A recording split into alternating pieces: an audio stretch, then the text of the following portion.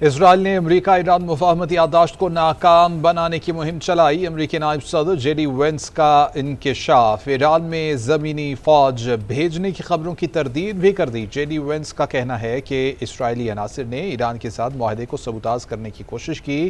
مذاکرات کے ذریعے امریکی صدر کے طے شدہ ہدف حاصل کرنے کی کوشش میں مجھے نشانہ بنایا گیا، مجھ پر شدت سے لفظی حملے کے لیے پیسے خرچ کیے گئے۔ متفق ہوں کہ اگر اسرائیلی اثر و رسوخ نہ ہوتا تو ٹرمپ مذاکرات کو جاری رکھتے۔ سمجھتا ہوں کہ ایران کے ساتھ تنازعات کا مستقل حل مذاکرات ہی ہیں۔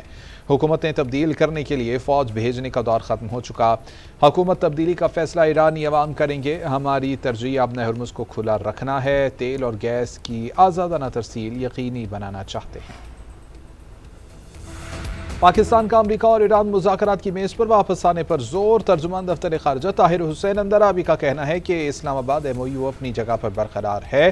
امید ہے کہ فریقین اس کی اہمیت کو سمجھیں گے۔ جب بھی بات چیت کا فیصلہ ہوا، اسلام آباد مفاہمتی یادداشت اس کی بنیاد فراہم کرے گا۔ کشیدگی کسی کے مفاد میں نہیں ہے۔ پاکستان کسی بھی ملک کی طرف سے ہتھیاروں کے استعمال کے خلاف ہے۔ مسائل کے حل کے لیے بات چیت پر یقین رکھتے ہیں۔ تنازع کو مذاکرات کی میز پر ہی حل کیا جانا چاہیے۔ ترجمان دفتر خارجہ نے کہا کہ اہم ثالثوں کے ساتھ رابطے بھی برقرار ہیں۔ موجودہ علاقائی صورتحال پر گہری نظر رکھے ہوئے ہیں۔ ہم چاہتے ہیں کہ کشیدگی ختم اور تکنیکی مذاکرات شروع ہوں۔ امید ہے کہ ابن ہرمز کی صورتحال جلد معمول پر آ جائے گی۔ خطے کی صورتحال میں غیر یقینی برقرار ہے۔ ہر ممکنہ چیلنج سے نمٹنے کے لیے مکمل تیاری رکھیں۔ مستقبل میں کشیدگی بڑھنے کے منفی اثرات سے ملکی معیشت متاثر ہونے کا اندیشہ ہے۔ وزیر اعظم شہباز شریف کا کفایت شعاری سے متعلق اجلاس سے خطاب۔ سادگی اور کفایت شعاری کے اقدامات پر وزیر اعظم کو رپورٹ پیش کی گئی۔ شہباز شریف نے کہا کہ ملکی معیشت مستحکم ہے۔ ضرورت پڑنے پر بروقت اقدامات کے لیے جامع لائحہ عمل مرتب کیا جائے۔ صوبائی حکومتوں سے مل کر پیٹرولیم مصنوعات کی مصنوعی قلت پیدا کرنے والوں کے خلاف سخت کارروائی کی جائے۔ اجلاس کو بریفنگ میں بتایا گیا کہ ملکی ضروریات کے مطابق پیٹرولیم مصنوعات کے وافر ذخائر موجود ہیں۔ امریکہ کے ایران پر مسلسل 5ویں روز حملے۔ اہواز، بندر عباس، چابہار اور قشم سمیت 10 سے زائد علاقوں کو نشانہ بنایا گیا۔ جزیرۃ عرب میں ساحلی دفاعی نظام اور میزائل سٹوریج مرکز پر حملے ہوئے۔ اہواز شہر میں ایک میزائل کینسر اسپتال کے قریب گرا۔ شدید دھماکوں اور زوردار جھٹکوں سے خوف و ہراس پھیل گیا۔ 200 سے زائد مریضوں کو محفوظ مقام پر منتقل کیا گیا۔ ہرمزگان کے گورنر کے مطابق قشم میں امریکی حملے سے فش پاؤڈر بنانے والی ایک فیکٹری کو نقصان پہنچا ہے۔ مہر نیوز ایجنسی کے مطابق چابہار میں 3 دھماکوں کی اطلاعات ملی ہیں۔ بندر عباس میں شہر کے قریب ایک مقام کو نشانہ بنایا گیا ہے۔ سینکوم کے مطابق حملوں کی دوسری لہر 90 منٹ تک جاری رہی۔ امریکی حملوں میں اب تک 35 شہری شہید اور 300 سے زائد زخمی ہو چکے۔ ایران کے امریکی حملوں کے بعد جوابی وار بحرین، کویت اور اردن میں فوجی اڈوں کو نشانہ بنایا گیا۔ الارزق ایئر بیس پر دوسرے دن بھی حملے، مواصلاتی نظام متاثر، مستقل ریڈار سائٹ کو ڈرونز کے ذریعے نشانہ بنایا گیا۔ ایرانی فوج کے مطابق الارزق پر حملے 7 فوجیوں کی شہادت کا جواب ہیں۔ کویت میں علی السالم ایئر بیس پر ایک بار پھر سے حملے کیے گئے۔ ابتدائی وارننگ ریڈار اور امریکی فوجیوں کے جمع ہونے کے مقام کو نشانہ بنایا گیا۔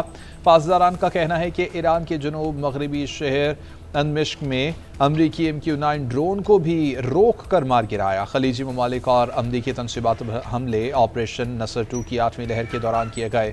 ان ممالک کے عوام امریکی فوج کے انخلاء کا مطالبہ کریں۔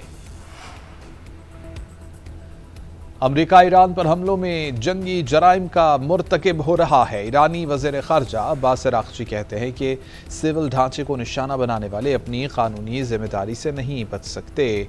امریکی حملے بین الاقوامی قوانین اور اقوام متحدہ کے چارٹر کی کھلی خلاف ورزی ہیں۔ ایرانی پارلیمنٹ کے اسپیکر باقر غالباف نے کہا کہ امریکہ کو جب بھی موقع ملا وہ ایران کو نقصان پہنچانے کی کوشش کرتا ہے۔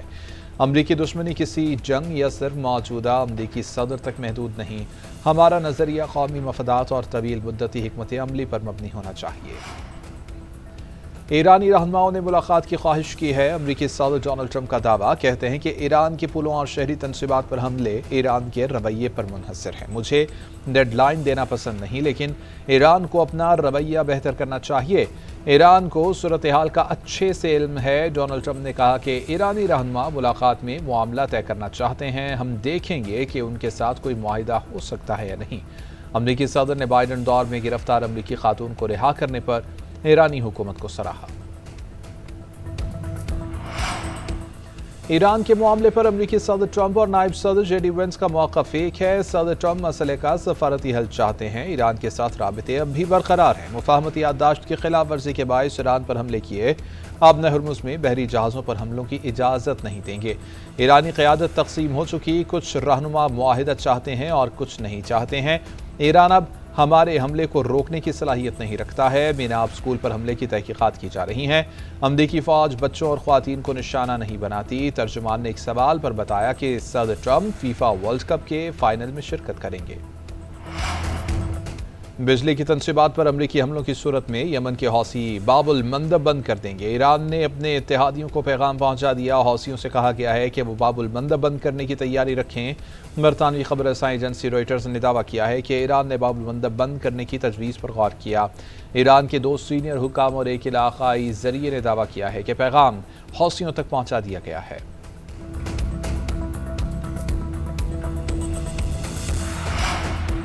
امریکہ نے ہمارا انفراسٹرکچر تباہ کیا تو خطے کا انفراسٹرکچر تباہ کر دیں گے۔ خاتم الانبیاء ہیڈ کوارٹرز نے امریکہ کو خبردار کر دیا۔ ترجمان ابراہیم ذوالفقاری نے کہا کہ امریکی صدر اپنی دھمکیوں پر عمل درآمد نہ کریں۔ اگر ایسا کیا گیا تو خطے کا تمام ڈھانچہ فولادی حملوں تلے کچل دیا جائے گا۔ ایسے حملے کیے جائیں گے کہ پھر خطے میں انفراسٹرکچر کا نشان بھی باقی نہیں رہے گا۔ ایران کسی صورت امریکہ کو ایران آبِ ہرمز میں مداخلت کی اجازت نہیں دے گا۔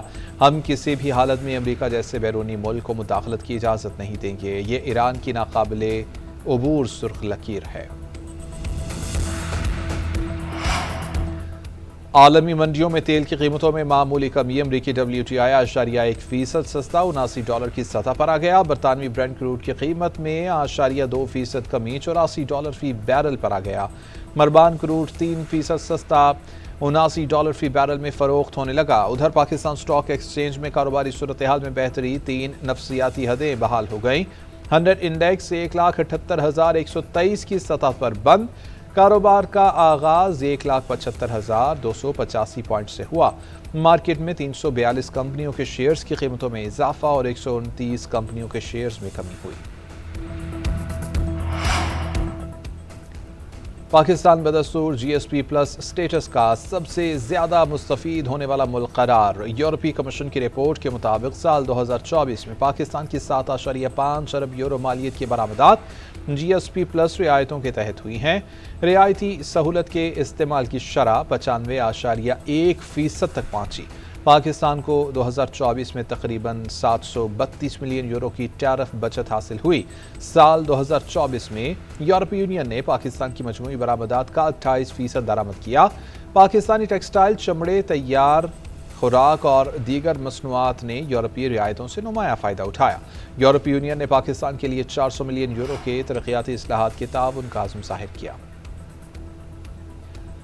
آزاد کشمیر کی کالعدم جوائنٹ عوامی ایکشن کمیٹی سے رابطہ قیام امن کے لیے کیا۔ قیاس آرائیاں نہ کی جائیں۔ چیئرمین اوورسیز پاکستانیز فاؤنڈیشن سید قمر رضا نے وضاحتی بیان جاری کر دیا۔ کہا، کالعدم ایکشن کمیٹی کی پریس ریلیز میں حقائق کو توڑ مروڑ کر پیش کیا گیا۔ میں نے اپنے ادارے اور اپنے لوگوں کی نمائندگی کی۔